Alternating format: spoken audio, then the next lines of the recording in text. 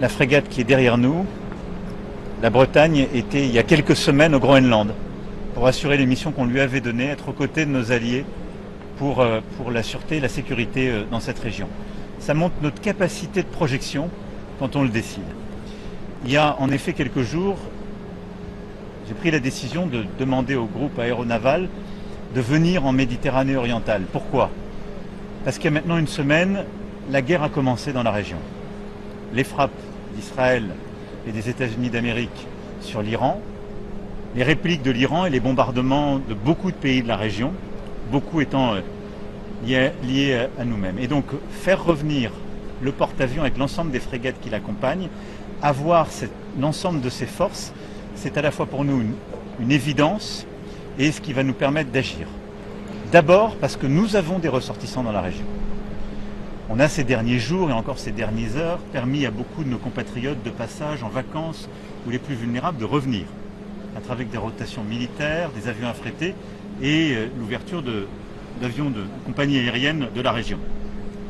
Néanmoins, nous pouvons être confrontés à des situations d'urgence et il est important de pouvoir opérer.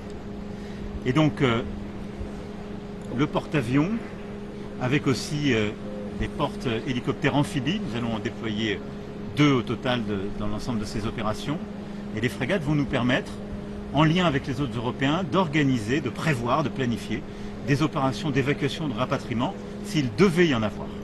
Ça, c'est la première chose, protéger nos compatriotes dans une région qui s'est embrasée. La deuxième chose, c'est que nous avons des accords de défense avec beaucoup de pays qui sont aujourd'hui attaqués.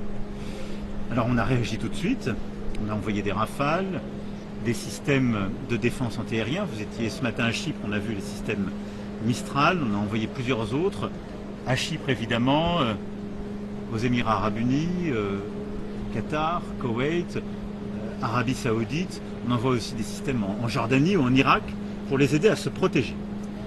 Et l'ensemble des moyens maritimes que nous sommes en train de déployer vont peut-être participer à ces missions purement défensives. On est aux côtés de nos amis et de nos alliés. Et puis la troisième chose, c'est la liberté de navigation et la sûreté maritime. C'est de permettre la libre circulation de ce qui fait le commerce international et de ce qui fait aussi la circulation du pétrole et du gaz. Et là-dessus, avec notre porte-avions, les moyens qui se déploient autour, on se donne des options pour pouvoir intervenir le moment voulu. D'abord, donc, assurer la libre circulation en Méditerranée orientale. C'est pour ça que dans un premier temps, il rejoindra la frégate Languedoc qui depuis plusieurs jours est déployée au large de Chypre. Ensuite, la circulation en mer Rouge, du canal de Suez à Bab el-Mandeb. Et là, nous avons une mission qui est structurée parmi les Européens, qui s'appelle la mission Aspides.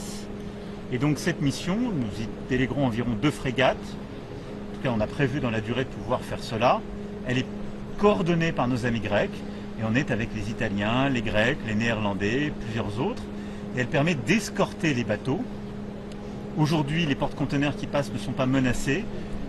Il y a 18 mois de cela, ils l'étaient et on escortait ces porte-conteneurs. On se met en situation de le faire s'il y avait une reprise de l'hostilité, en particulier parce que là, ce sont les Houthis qui, comme vous le savez, sont des groupes terroristes proches de l'Iran qui pourraient reprendre leurs activités. Et puis, le troisième théâtre important pour la liberté de circulation, c'est le fameux détroit d'Ormuz. Il est aujourd'hui de fait fermé. Ça fait partie des choses que j'ai demandé hier au président Pezeshkian, le président de la République islamique d'Iran. Aujourd'hui, les frappes ne permettent pas d'envisager une réouverture à court terme. C'est un théâtre de guerre.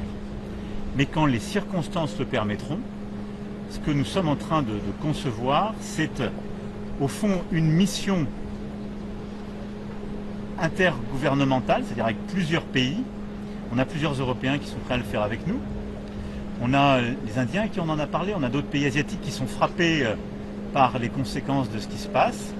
Et l'objectif, ce serait, quand il y a une baisse de ces conflits, de manière totalement pacifique, de pouvoir escorter des tankers, des porte-conteneurs et de rouvrir la route du gaz et du pétrole en sortie d'Ormuz pour aller alimenter les marchés mondiaux et puis la route aussi des porte-conteneurs pour alimenter beaucoup de pays de la région qui aujourd'hui sont en train de manquer de certaines denrées ou de certains éléments. Et là, le Charles de Gaulle pourrait intervenir. C'est une mission par exemple qu'il a accomplie, en tout cas son prédécesseur il y a maintenant 40 ans, dans ce qu'on a appelé la guerre des tankers. Il ne le ferait pas seul, ça se ferait avec plusieurs autres pays, et ça se ferait dans un moment où en tout cas le cadre doit être clair avec les parties prenantes. Ça n'est pas dans une mission offensive, c'est dans une mission d'accompagnement. Au moment où je vous parle, les conditions ne sont pas remplies, mais nous nous mettons en situation de pouvoir le faire en temps voulu. De manière plus générale, Monsieur le Président, est-ce que vous êtes surpris, vous avez parlé hier avec le président iranien, par la ténacité de la réponse iranienne? Depuis côté américain, israélien, là aussi vous avez des échanges fréquemment. Est-ce que vous pensez, les échanges que vous avez avec eux, que cette guerre est partie pour durer? Nous nous mettons en situation de pouvoir durer et je pense que rien n'indique que cette guerre cessera dans les jours à venir. Et donc cette guerre, je pense, durera à coup sûr dans cette phase intense, en tout cas plusieurs jours, peut-être plusieurs semaines. Et tout dépend aussi de la clarification que les uns et les autres font sur leur objectif final et au fond ce qu'on appelle l'effet final recherché.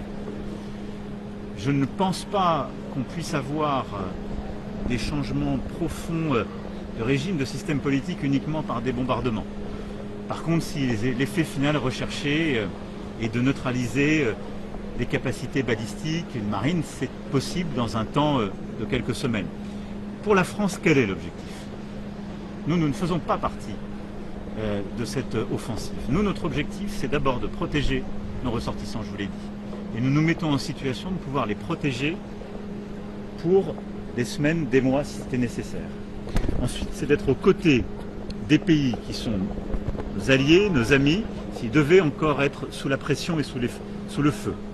Et c'est tout particulièrement, ce qui pour la Méditerranée orientale est clé, de nous mettre en situation aussi d'aider le Liban qui est sous une forte pression aujourd'hui. Et puis la troisième chose, c'est d'assurer ces missions dans la durée de liberté de circulation et de sûreté maritime. Et donc voilà, nous, si je puis dire, nos objectifs, ils sont clairs. C'est dans ce cadre-là que nous opérons et nous nous mettons en situation de pouvoir durer et d'avoir le maximum d'options à notre main. Et cela, la France peut le faire parce qu'elle a un groupe aéronaval comme celui-ci, parce qu'elle a les frégates qui l'accompagnent et parce qu'elle s'est agrégée autour d'elle des partenaires européens. C'est notre force. Et je veux en remercier les partenaires européens qui sont avec nous. Comme je vous le disais, au moment où je vous parle, nous sommes en train de... Nous aurons fini dans les 48 prochaines heures les déploiements. Nous aurons dans cette région, c'est-à-dire Méditerranée orientale, mer Rouge, jusqu'au détroit d'Ormuz, 8 frégates, 2 porte-hélicoptères amphibies et le porte-avions Charles de Gaulle, avec évidemment tous les moyens aériens qui l'accompagnent. 3 Hawkei, 20 Rafales, 3 hélicoptères qui sont ici sur le porte-avions. À propos de nos alliés, pour mesurer l'intensité du conflit, est-ce qu'on continue d'intercepter des drones au-dessus des pays du Golfe? Combien en a-t-on intercepté? Puisque selon vous, on est rentré dans une guerre asymétrique? Écoutez, il y a eu des interceptions qui ont continué ces derniers jours. Il appartient aux pays concernés de donner les chiffres qu'ils veulent donner. Nous le faisons, nous, dans le cadre des partenariats qui sont les nôtres. Et on continue aussi d'apporter les systèmes de défense anti-aériens. Je ne qualifierai pas plus que cela la situation. Il y a des risques d'escalade aujourd'hui qui existent, en tout cas. C'est clair. Des risques d'escalade géographique, des risques d'escalade quand je vois que ces derniers jours, des infrastructures ont été touchées, en particulier des usines de désalinisation, en plus des moyens aussi de production d'hydrocarbures. Et donc tout ça montre que la situation demeure extrêmement volatile, elle est fragile. C'est aussi pour ça qu'au-delà de ces missions strictement défensives que la France assure, auxquelles elle contribue avec ses partenaires, nous voulons coordonner les choses au niveau économique. La France, comme vous le savez, depuis le 1er janvier à la présidence du G7, s'est tenue aujourd'hui une réunion des ministres des Finances. Demain, une coordination se fera entre ministres de l'énergie. J'ai proposé qu'on ait une coordination entre chefs d'État et de gouvernement pour pouvoir, là aussi, essayer d'optimiser les choses avec nos réserves stratégiques, avec des prises de décision coordonnées, d'essayer d'atténuer l'impact sur les prix du gaz et du pétrole autant que nous le pouvons. Et c'est important parce que pour beaucoup de nos compatriotes qui nous écoutent, eh bien l'impact de cette guerre se fait déjà ressentir dans les prix à la pompe et se fera ressentir aussi sur les prix du gaz dans les semaines qui viennent. Piocher dans les réserves stratégiques, c'est la solution privilégiée que vous privilégieriez? D'abord, il y a une coordination à faire. Il est important, au-delà du G7, même plus largement, que les pays coopèrent. Toutes les mesures de restriction de l'export elle crée des problèmes parce qu'elle disloque un peu le marché mondial, et donc elle crée des emballements de prix. Par notre coordination, qu'on puisse réduire la volatilité et les effets de spéculation. Et ensuite, les pays du G7 ont en effet des réserves stratégiques, elles sont faites pour ça, pour piloter les choses dans les moments de tension. Donc il faudra le faire avec les éléments objectifs qui nous seront donnés par l'Agence internationale de l'énergie et en étant coordonnés, mais je pense qu'on s'oriente en tout cas vers des mesures techniques de cet ordre. Ultime question, est-ce que vous pouvez dire aujourd'hui aux Français qu'il n'y aura jamais d'opération offensive dans ce conflit mené par la France, même si les pays alliés nous le demandent et sont attaqués beaucoup plus massivement par l'Iran?